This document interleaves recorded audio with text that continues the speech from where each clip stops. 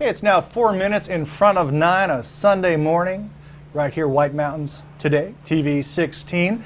And with us in the studio, we have members affiliated with the Mount Washington Valley Housing Coalition, board member Kerry MacDougal. Good Hello morning. there. Good morning. And also Charrette member Brendan. Oh, here it is. I'm sorry, Battenfelder. I'm sorry, Brent. Oh, I just had to get that out of the way. Anyway, so the Mount Washington Valley Housing Coalition. What do you do? The coalition was formed in 2010, and basically it's an organization focused on trying to create or find affordable housing, workforce housing, right, for the residents of the region. We focus on parts of Carroll County as well as just over the border, right, in Freiburg and Brownfield. And essentially, if you look, one of the greatest reasons for people leaving our community is the lack of affordable workforce housing. So that's something we're trying to sort of take into our hands and resolve. Right. So Brendan, how does the organization sort of take it into its hands and try and figure it out? Certainly, Marty. So the Charrette is one of the active ways, right, that the coalition is working to work together with a variety of partners. And do a specific planning session. So this time around, we had originally focused on land and development in the past. This time is revitalizing, reusing current structures to see if they can be remodeled and revitalized into workforce housing. So this is something that is not only involving, say a contractor or an architect, but also involves the public.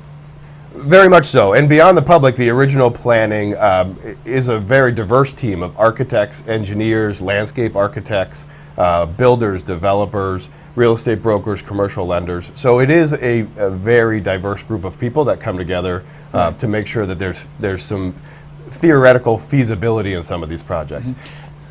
Mm-hmm. So what is the state of affordable housing in the Valley? It's a problem. We don't have enough. When you look at our area, we're predominantly a second home market now. Right. And so when it comes to the local who, is working hard here in the ski industry or in the service industry and providing for the tourists that are coming to the area, for them to find a home that they can affordably either rent or purchase is a big issue.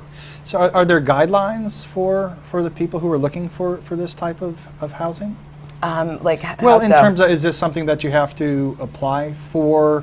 They have a median income or something like that? Or? So we're not like Habitat for Humanity where we're providing a specific property and they have to meet certain guidelines. Mm-hmm. Basically, we're just trying at a higher level to look at the local regulations and look at what's currently being offered out there and take the steps necessary to perhaps change those regulations or the laws that we have at a state level so that it becomes easier for people, builders or developers or existing property owners to turn that property into something that could be rented or sold affordably. So Brendan, we mentioned the charrette that was going on, again, this informational session. So is there a particular one that's coming up?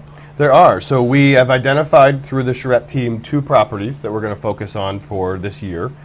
We've got a focus on 2 properties, 1255 Route 302 in Bartlett. It was formerly the A Better Life Cabins and Campground. So that's going to be a Bartlett focus for one Charrette team. The other property is 90 Odell Hill Road in Conway, formerly the Chuck Roast building. Oh, okay, yeah. And so that's another building that the teams are going to look at the feasibility of remodeling that building potentially. And again, this is all theoretical. This isn't a project to go ahead and do it and implement it. It's a project to look at the feasibility and how town regulations affect the ability for a developer to, with profit, remodel and develop affordable housing. So does someone who owns a structure or a property approach you?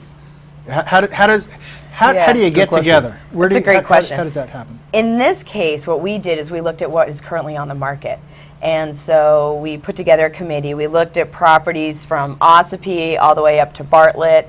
And the goal was to find properties that were somewhat centrally located. Obviously, that's a relative thing depending on the town, but where you could put multi-units, so somebody who is working in the area could live there, but still have decent access to a grocery store, the hospital, and so on.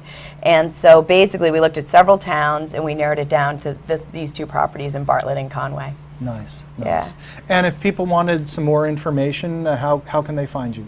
We have a great website. It's MWVHC.org. Yep. And so if anybody wants to get details on these upcoming events or just, our mission and what we're accomplishing, that's a great place to check. Excellent. And do you, just out of curiosity, I mean, do you need any sort of volunteers from the community, or how does that work? We happily welcome the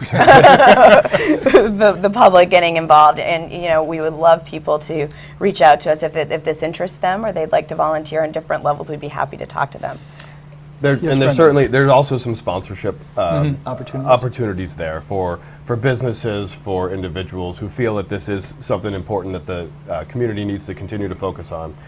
So that exists. If people want to figure out how to reach out to us and assist in any way, there are opportunities there. And if I may, if this is sort of, I know you're talking about existing properties, but, Yep.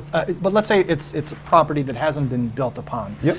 Can people get in and actually sort of say, well, we're building this new neighborhood or complex or what have you, well, we want sidewalks or we want street lights. Yep. I mean, they could have sort of that much of an input in suggesting certain things? I think, yeah, so we do have, within those two specific properties we have coming up, we do have a public question, answer, listening, discussion session coming up for those properties. Right. And in the same opportunity, they did do, last year, they did do a full development, brand new raw land site.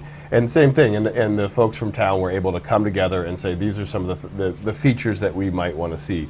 But the Housing Coalition has a phenomenal bank of data and information on if there are developers out there or people who are thinking about how do I take a property and further develop it to assist the community. There are a wealth of resources there to help people.